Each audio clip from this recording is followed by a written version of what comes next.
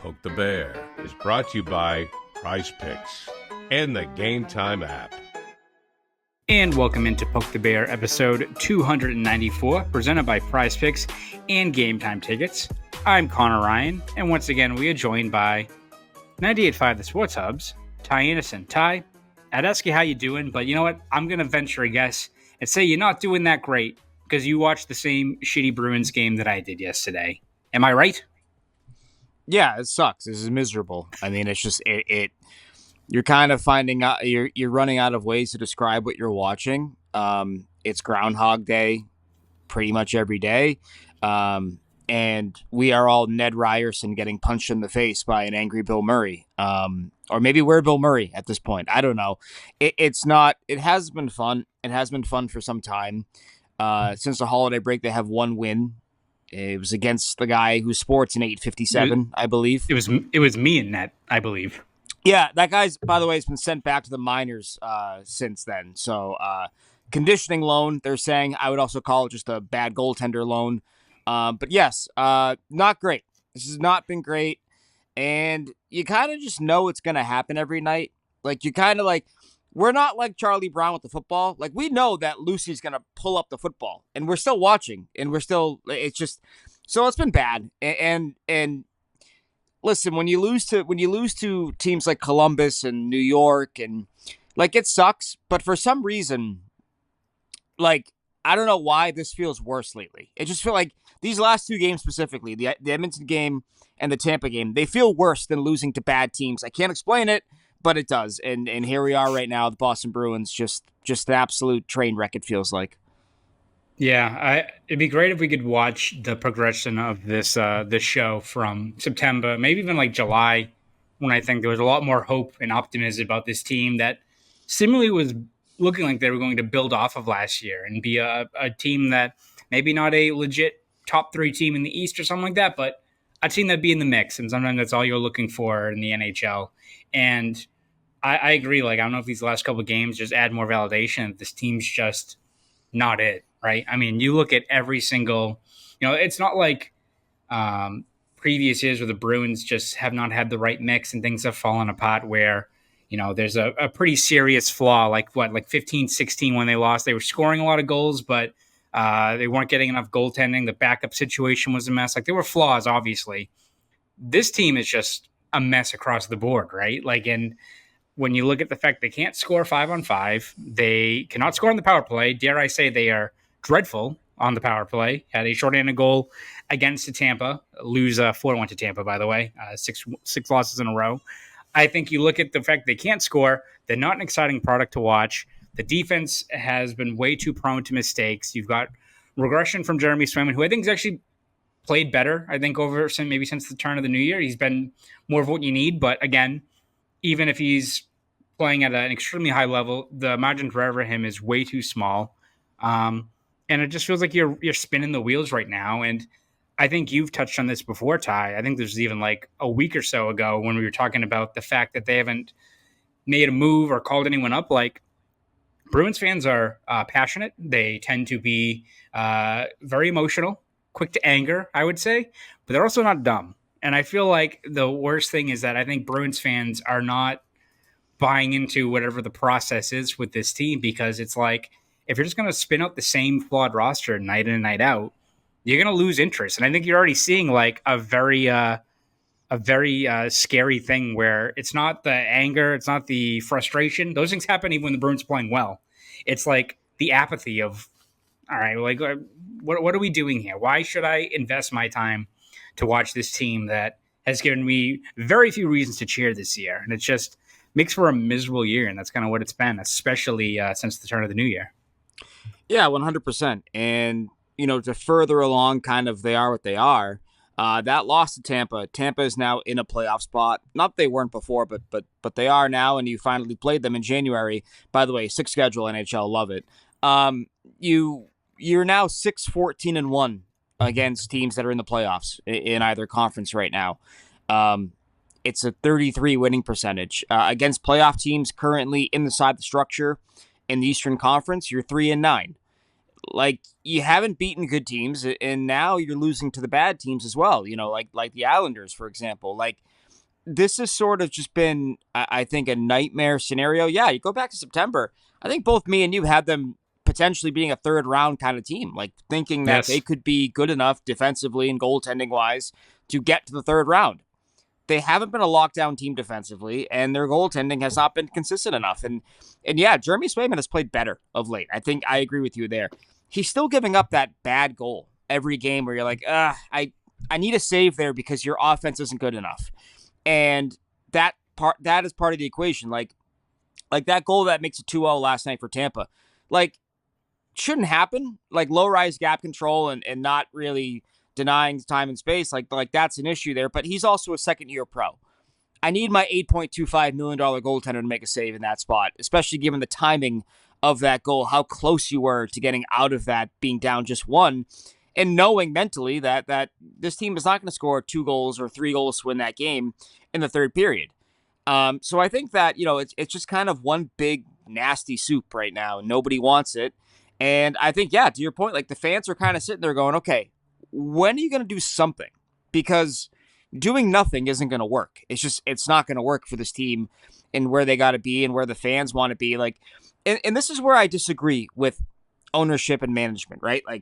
Like ownership has said that they don't think that the fans here will tolerate a rebuild or a retool or whatever. And that's why they try to go for it every year. Okay. I think your fans will accept being, as the kids like Evan Marinofski say, mid. They'll take being mid if you give them something to look forward to down the line.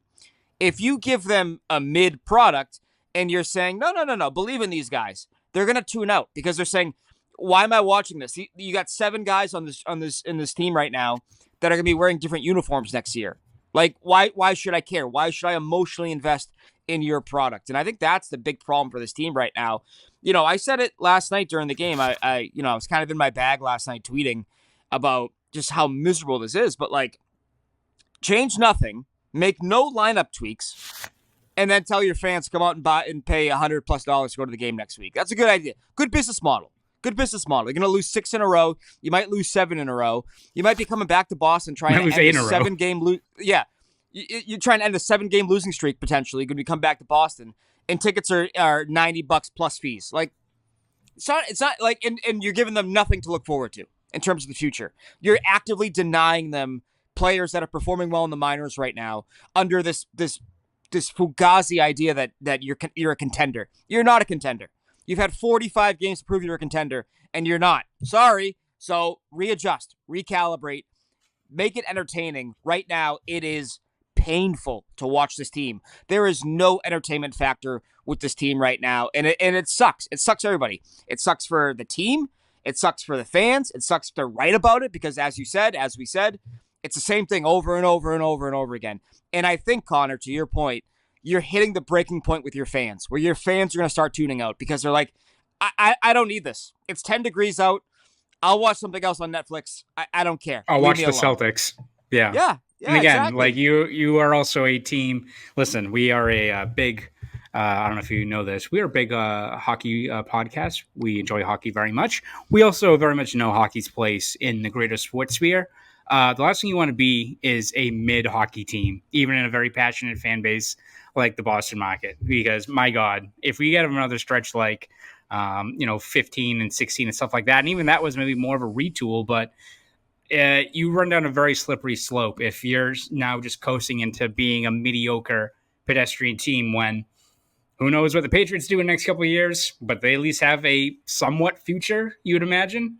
The Red Sox have somewhat of a future. The Bruins, what do they got? And I agree, like it's almost like the product this year is bad when, to compare it to like the Patriots, like this year for the Patriots was really bad, but they were so inept on every side, on all sides of the game that it was kind of entertaining as to how bad they were. Last year was miserable because it was just the offensive line was so bad and the quarterback was so bad that you knew every game how it was going to end with a loss and with things that just going haywire. And it feels like the Bruins kind of the same way, where it's not fun when it's the same things we keep on seeing. Like they play tough for 10 minutes, they play kind of structured hockey, then they take a bad penalty and give up a power play goal. We're chasing the game, have a lapse in their own D zone, or can't clear a puck, goal, chasing the game, and you know what's going to happen.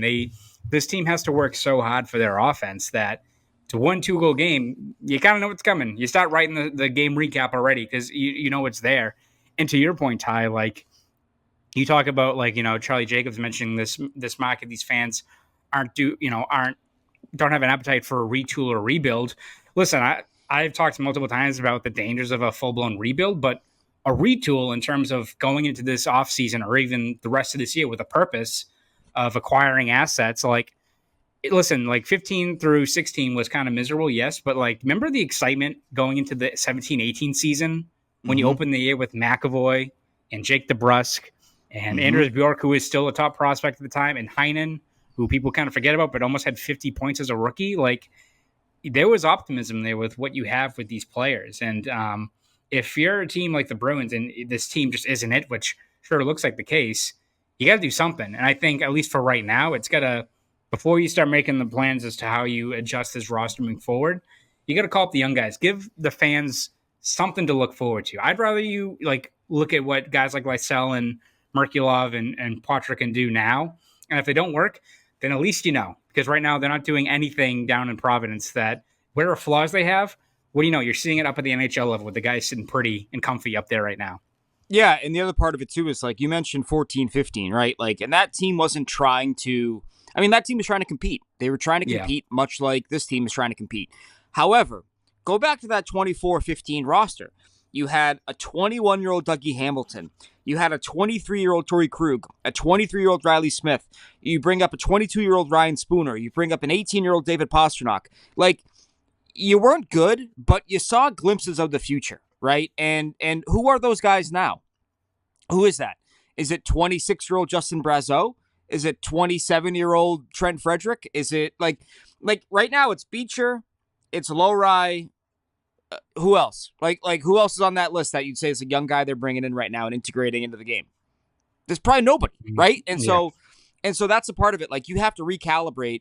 And that's I'm so happy you brought up like finding out what these guys are now, right?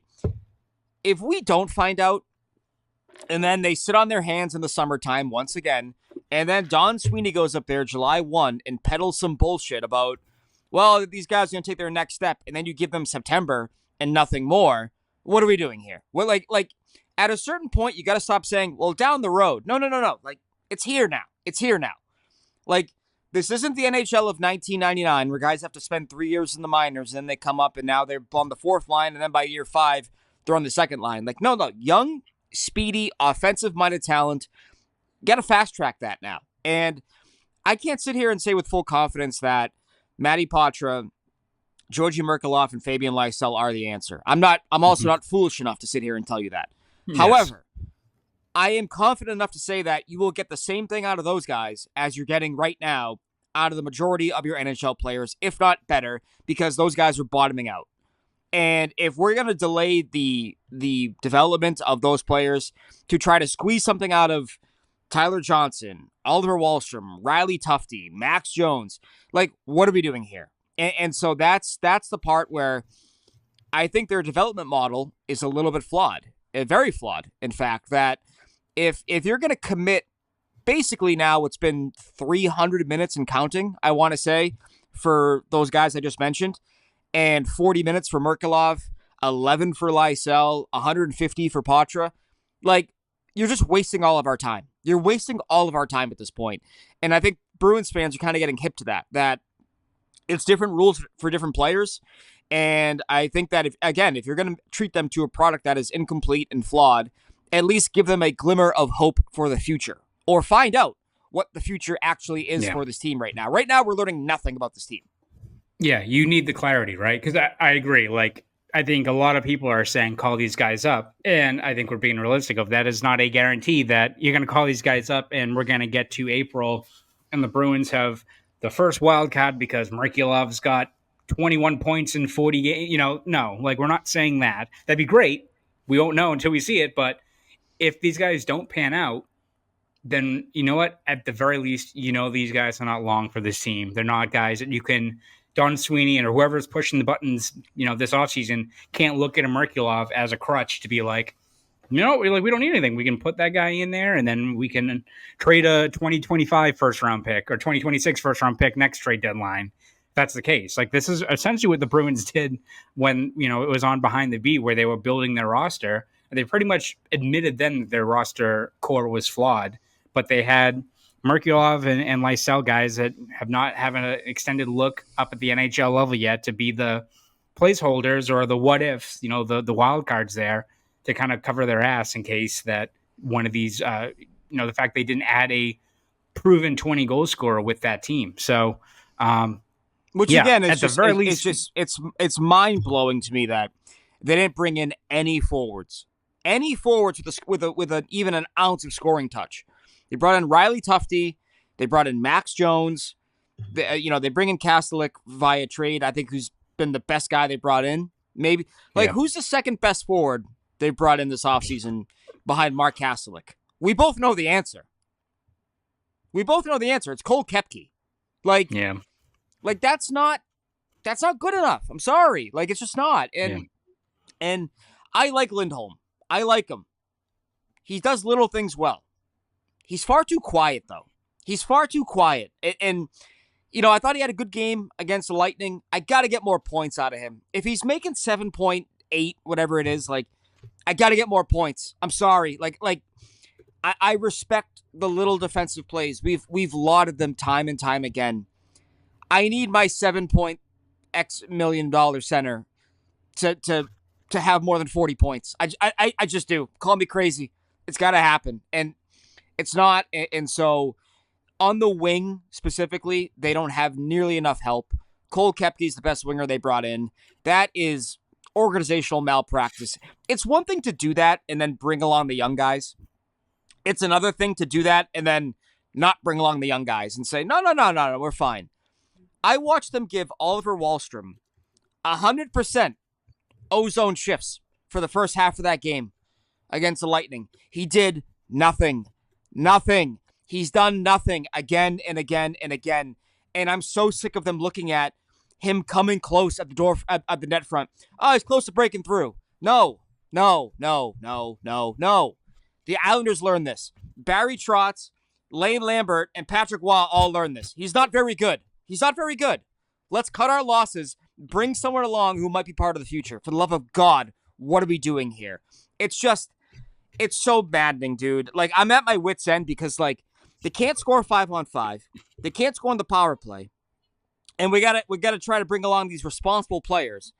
They fed Frederick, who has 1 goal in 15 games, and Wahlstrom, who now has 0 points in 9 games. They tried feeding them ozone shift after ozone shift after ozone shift. And guess what? They scored 0 goals. Wow. If only there were numbers that could confirm that they're not scoring right now. Like, it's insulting to your fans. It's insulting to your fans to go, no, we know what we're doing. You guys don't see it. I'm watching it with my eyes. I'm watching a product that sucks.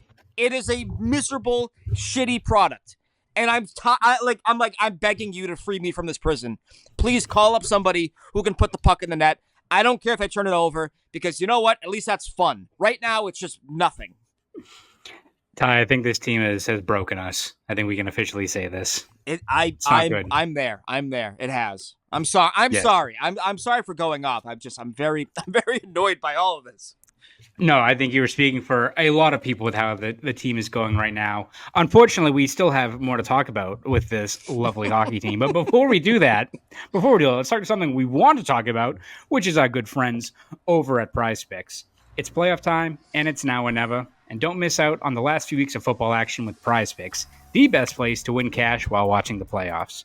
You just need to pick more or less on at least 2 players for a shot to win up to 1,000 times your cash as you run your game all season long on America's #1 daily fantasy sports app. Sign up today and get $50 instantly when you play just $5. Don't even need to win to receive the $50 bonus. It's guaranteed. PrizePicks is the best way to win real money this football season. Which players are going off? Which ones aren't? Make your picks in less than 60 seconds and turn your sports opinions into real money all season long on PrizePicks. PrizePicks puts their members first, so all withdrawals are fast, safe, and secure. When my picks hit, I can get my money in as quick as 15 minutes. PrizePicks now offers MasterCard for quick and easy deposits into your account this sports season. PrizePicks also invented the Flex Play, which means you can still cash out if your lineup isn't perfect. You can double your money even if one of your picks doesn't hit. There's no shortage of ways to participate in PrizePicks, especially during football season. This week on PrizePicks, I'm looking at the football board and selecting Jared Goff for more than 230 passing yards and Saquon Barkley for more than one touchdown. It's really that easy. Download the PrizePicks app today and use code CLNS to get $50 instantly after you play your first $5 lineup. That's code CLNS on the PrizePicks app to get $50 instantly after you play your first $5 lineup. PrizePicks, run your game. Shout out once again to our good friends over at PrizePicks. Ty, in terms of something maybe more exciting to talk about with this Bruins team, there's been rumors going around of the Vancouver Canucks with Elias Pettersson and JT Miller, who apparently hate each other. And there's rumors that the Vancouver Canucks are trying to move at least one of those two guys. Naturally, as is the case and a tradition every wintertime, whenever a intriguing player is tossed out on the trade market, Bruins fans would love to picture him in a black and gold sweater. When you look at both these players, they clearly fit a need for this team. High-end, skilled scorers. JT Miller's an older player, which maybe has more trepidation, but also known as right in then. Yeah, honestly, yeah, paid through his age 37 season at $8 million. Yes, exactly. Join the club. Both guys, very talented. JT Miller known as being a intense guy, bit of a cage rattler, I would probably say, which maybe that's what a team like this actually needs, is kind of a dickhead to come in to this group. But when you look at the needs for this Bruins team and the amount of choose your own adventures that the Bruins could do this season, is trying to pursue a trade like that where you're trading, I mean, definitely a first round pick, we know that, but younger players, key guys on the team like a Zaka, a Carlo, Lindholm, players like that. Do you think a move like that where you are uprooting your roster in trying to get a guy that helps you now, but most importantly helps you for the future, especially if it's Pettersson's case, is that something you think the Bruins should be pursuing? And maybe more importantly, is it realistic for this team? Yeah, so yes and no. Because I think that's more of an off-season move. I just have a hard time envisioning them being able to do that kind of move. I don't know, it feels like there's a lot of work to be done there in terms of getting guys to waive their no moves in season. We saw that a year ago, right? With Linus Ullmark, he wouldn't waive it to go to LA. And he was honest. He said he didn't feel like uprooting his entire life middle of the season. He wanted to finish out the year here. And so I don't know the personal situation of a lot of their players in terms of like their kids and in school and, how does their wife or their fiance like it, all that.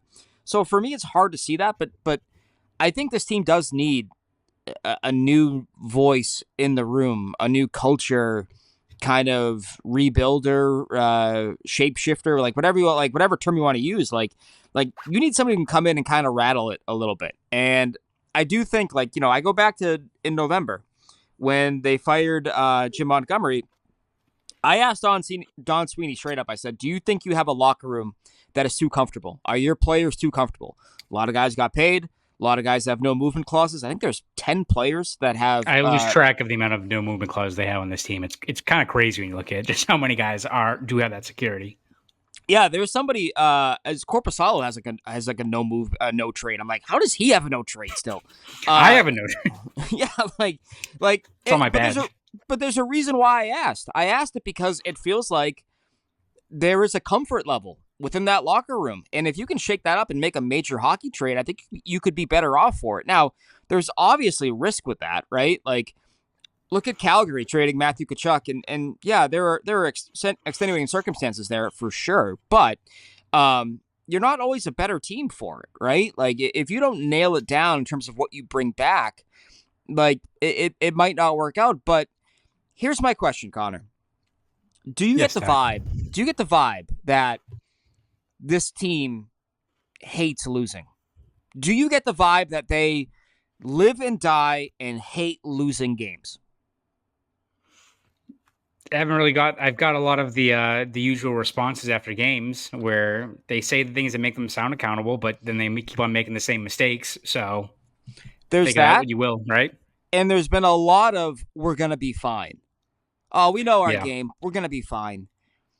And I do think there's a level of comfort in that locker room. And if you can shake that up and make guys a little bit more uncomfortable with the guy who's, that's why I love Pat Maroon. I know that he's old and he was washed, but I've said it before. I loved just the piss and vinegar of basically fuck what you're saying. We're gonna go out and win the game. I don't care. I don't care about your culture. Him just yelling at us in the media at Hanscom Air Force Base, which again, listen, showed a lot more fight in that, in which again was just mad at the entire narrative about the Panthers. Like, how much would you rather honestly have someone like that be like, no, this narrative is fucking stupid. What are we talking about here? Like, we're trying to win a fucking game. Like, right. That's a guy who gets it. That's a guy who's won 3 cups. That's a guy who knows how to cut through again, speaking from the media side, the circus acts and the narratives that come every postseason. Like, it's a guy who gets it, and so you miss someone like that. And so to bring it all home, I would like JT Miller in terms of the attitude and the energy. But Elias Pettersson is a guy that would make all the sense in the world because his team needs a number 1 center who's under 30 years old. And if JT Miller was like 28, that'd be like, yes. But exactly, yeah. I mean, I'd argue that, if the Bruins could have been, I would have loved for them to be the team that made that trade to get him when Tampa was cutting salary. Of course, Tampa would probably never trade you, JT Miller, knowing how impactful he can be. But yeah, I want someone who's going to come in and rattle the cages, because I do think there's a level of comfort here, whether it's just the way that the arena and the practice facility is set up where players, can kind of hide every now and then. And they live 10 minutes away from where they practice, and it's a very good atmosphere, very good. And this is sort of the thing, right? Like the Bruins have a good atmosphere when things are going well. When things are going bad, it's like, you guys seem a little too country clubby right now. Like I'm kind of sick of walking to the locker room after a ass kicking and seeing Charlie Coyle sitting there answering the questions, taking the questions for everyone. Like that. It's kind of crappy that Charlie Coyle is going to be the guy to always fall in the grenade and talk about why the team is not playing well, and so I do want somebody in, but I just don't know. Do they have the pieces to make that kind of trade happen? Like, if we're talking money, so you got to move one of Carlo, Zadorov, plus Lindholm. Coyle, Zacha, Lindholm, and now every player we just mentioned has either a full no move or a partial no move. So how are we getting that to work there? And it's not like Boston to New York; it's Boston to Vancouver. So I would be curious, as to what happened. I go back to Elliot Friedman back in, what was it, November, saying Zadorov back to Vancouver. Just thinking out loud. It's like, now I'm like, well, that makes sense. I don't know. Would that work? And you fall physical top four ish defenseman. That's kind of what they're looking for, I think. So it is. I was listening to a Vancouver radio show yesterday, and they were talking about how the need for a top 4 D on Vancouver is dire right now. And it's like, well, okay. So I don't know. It's just, there's a lot of hoops to go through, it feels like, to make that kind of trade happen. But I'm all for it at this point. There's only one guy I'm not trading, I feel like, for the most part. There's only one guy I don't want to trade. It's David Pastrnak. It's the only guy I don't want to trade, because I think that's the guy that if you trade him, you're going to spend 20 years looking for the next David Pastrnak. That's how I feel about that.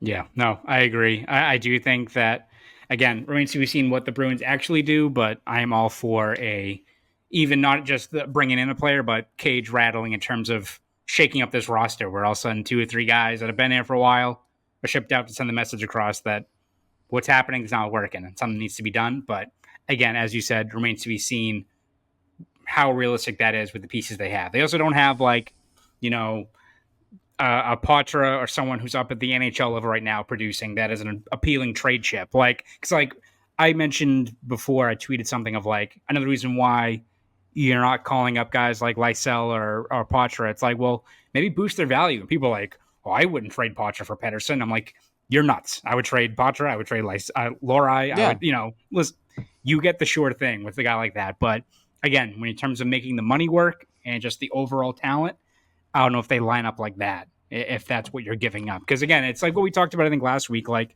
we don't want this team trading a first round pick for not Jason Zucker. That wouldn't get you a first round pick, but like a short term rental who maybe helps you score a couple of goals, but is not long for the team. If it's a guy like Pettersson or a guy that is good this year and can help you for the next 5 years, I would do that. But I don't know how many other pieces you have, especially when you look at the fact that other teams, shockingly, would also want Elias Pettersson. And you look at like Buffalo with like Dylan Cousins and some of these guys. Like, a lot of teams can beat whatever you have right now. Oh yeah, and I think this also sort of alludes to the other gigantic problem with the Bruins right now is that not only are they and they're mediocre, they're like capped out. They don't have cap space to bring in one of these guys. No. Like, it's gotta be almost a money in, money out, dollar for dollar kind of trade. Like, and that's what can put you in true sort of like no man's land before you know it, is that if you are capped out and you don't have the wiggle room to make kind of hockey trade, it's like, wow, welcome to life, competing for number 3 in the Atlantic or a wild card spot or missing the playoffs by 5 points for the next 5 years. Yeah, it's right now not looking all that great, Ty. Before we wrap this one up, let's take another quick break. Hear from our good friends over at GameTime Tickets. Holiday season has come and gone, but rejoice, sports fans, because the NFL playoffs are finally here. And the 2024 Patriots are not going to be playing in it, unfortunately. No, they were very bad this year. I don't know if you heard. Quite bad. Don't have a head coach. Not a lot has gone according to plan. But if you want to grab seats to see any other NFL team play in the playoffs this winter, or maybe catch a Bruins or Celtics game at the Garden, you got to go with GameTime Tickets. GameTime Tickets will get you the best seats at the best prices to get over to the Garden. With killer last-minute deals, all-in prices, views from your seat, and the lowest price guarantee, GameTime takes the guesswork out of buying NFL, NBA, and NHL tickets. The Patriots might be done. Do you want to catch a game? Do you want to catch a Bruins game against the Avalanche in January? Might not go well, but have at it. How about the Celtics against Ime Udoka and the Rockets? GameTime Tickets will have you covered this month. GameTime Tickets app makes it easy to sort through which specific game, concert, or other event you want to attend, and shows you the best spots available to take in the action. GameTime even has a new feature called GameTime Picks, which makes getting tickets to see your favorite teams play live even easier. GameTime Picks filters out the fluff to show you only incredible deals on great seats, so you don't have to waste time searching through thousands of tickets. GameTime Tickets also has you covered with the most flexible customer service policy in the ticketing industry, including event cancellation protection, 24-hour returns guarantee, job loss assurance, and on-time ticket delivery. So what are you waiting for? Hit the guesswork out of buying football tickets with GameTime. Download the GameTime app, create an account, and use code CLNS for $20 off your first purchase. Terms apply.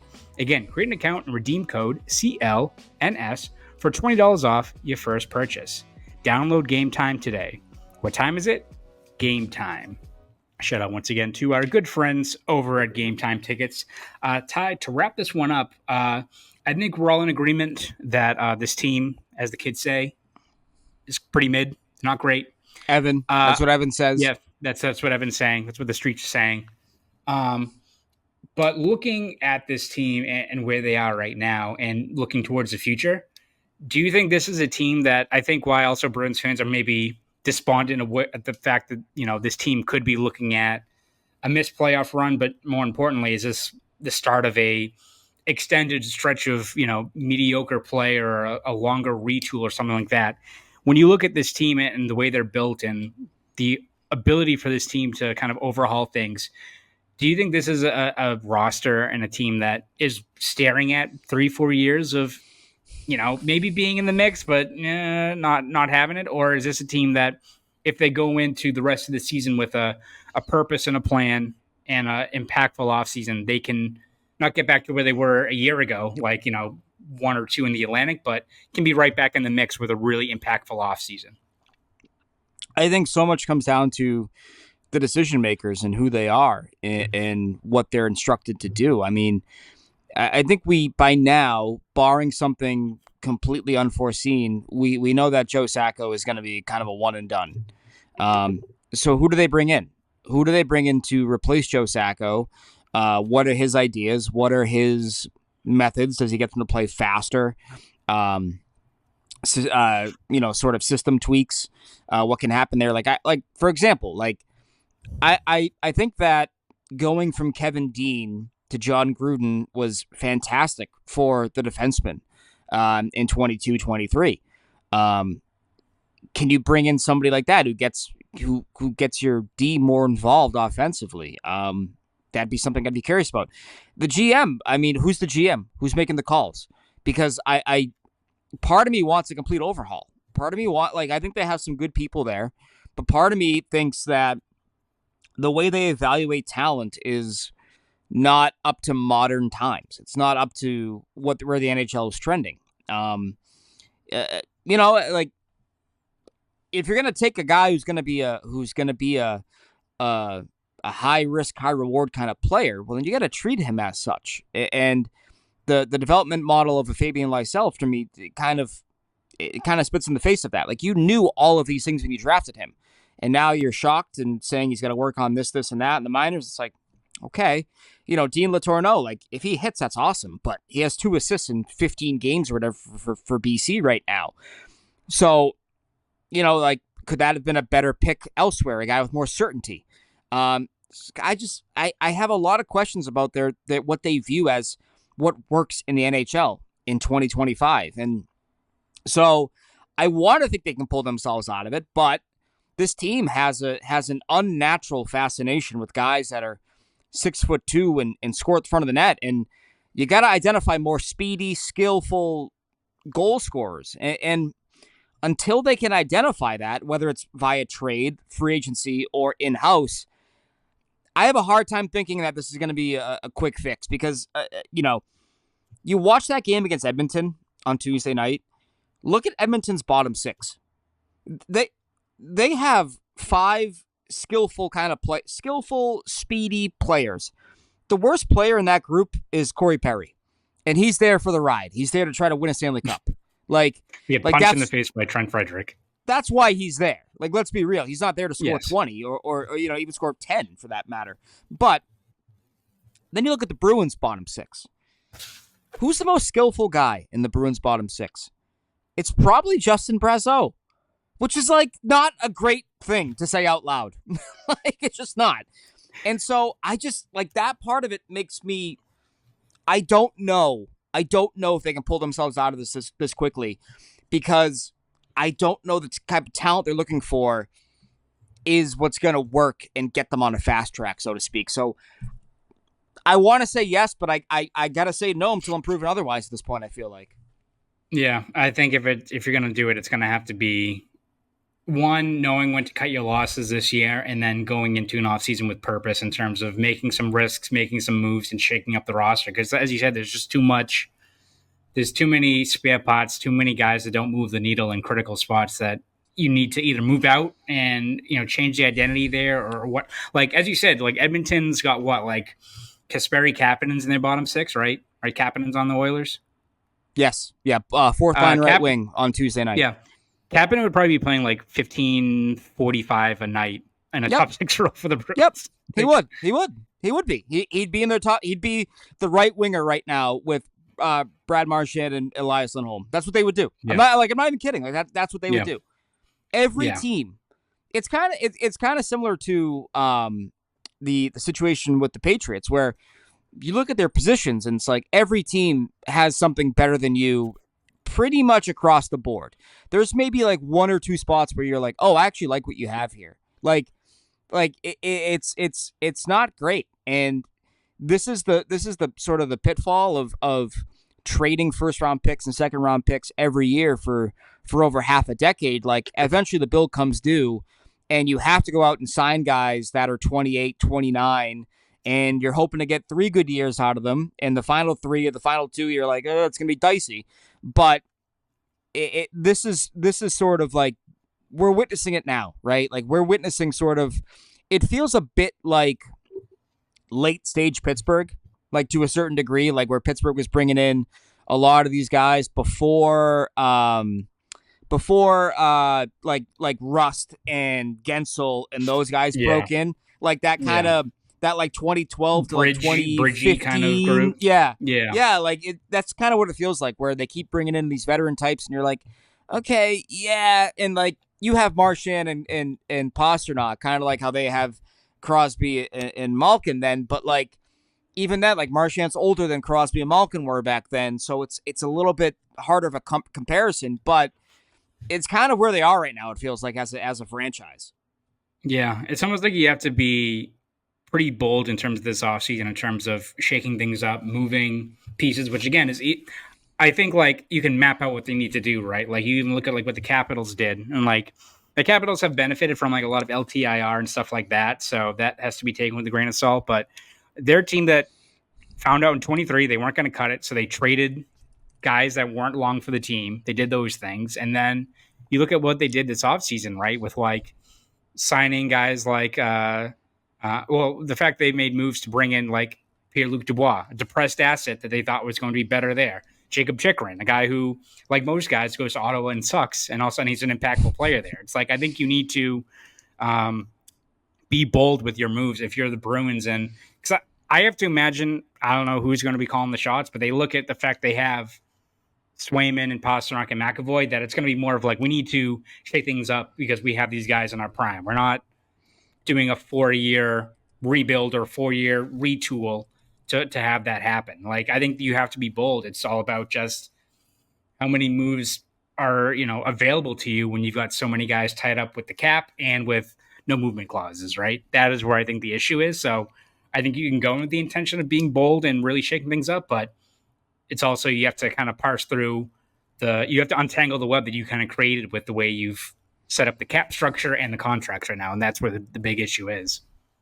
Yeah, and the other part of it too is like when you're not picking in the first round or the second round a lot, like right, you're kind of losing a lot in terms of like what you can do and what you can move. Like look at the Leafs, right? Like the Leafs, like Matty Nyes was a second round pick in 2021. Yep. Joseph Woll was a third round pick. They had Carl Grundstrom and another guy who's a second round pick. Names escape me right now. But like, Sean Dursey. It was Sean Dursey. Yeah. And they traded those guys to bring in the guy who doesn't play anymore. I'm sorry, Jake Muzzin. But like, right, you gotta have picks, and you gotta have prospects to either utilize or leverage into higher kind of trades. And it feels like the Bruins, because they don't have a lot of prospects and they constantly jettisoned second and third round picks for quick fixes, like you're often trading first round picks, and you're trading your first round pick, either your future or a guy you drafted in the first round. And so it's just a really hard way to live. It's a really hard way to live in the modern NHL when you're either never picking up top, or the guys you do pick have to be traded because you have no one in that middle ground to make a mid-tier prospect kind of trade.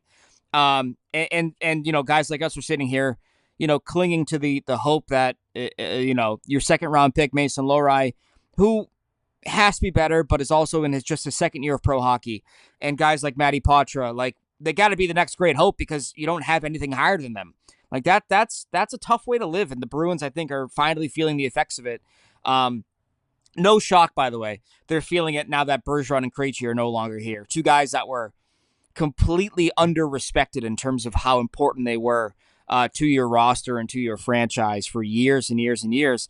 The thinking that they're going to be here forever, it's like, all right, well, why are you drafting a left shot D in 2015, 17? Like, you needed centers. Why did you do that? And so it is what it is. But it is a mess that they're going to have to work their way out of, and it's not going to be easy. I mean, no doubt about it. Yeah, not great, I would probably say, right now, Ty. This was a very therapeutic, very relaxed podcast talking about our favorite hockey team.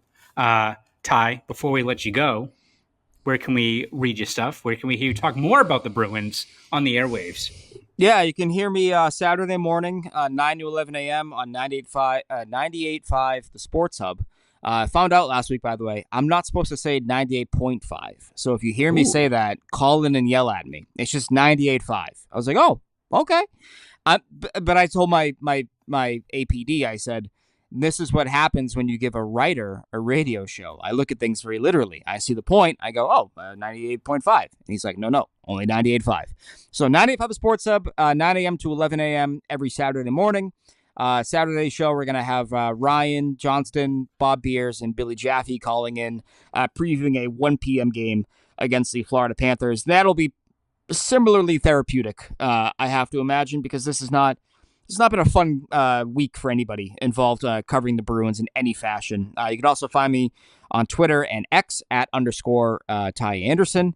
Also on Blue Sky, Ty-Anderson. Bunch of letters on that. I don't know how to share that website's URL. I have no idea. So you can find me there, and basically anywhere else for that matter. How about yourself? Yes, you can find me over at boston.com and the Boston Globe. We have covered every step of the way this season with recaps, features, columns, breakdowns, maybe look ahead to what this team is going to do at the deadline this offseason, because I think that maybe is the more pertinent stuff going on right now. And you can also find me over at Twitter, X, whatever it's called, at Conor Ryan _93. This was episode 294 of Poke the Bear. I'm Conor Ryan. That's Ty Anderson. You fans have a great rest of your week.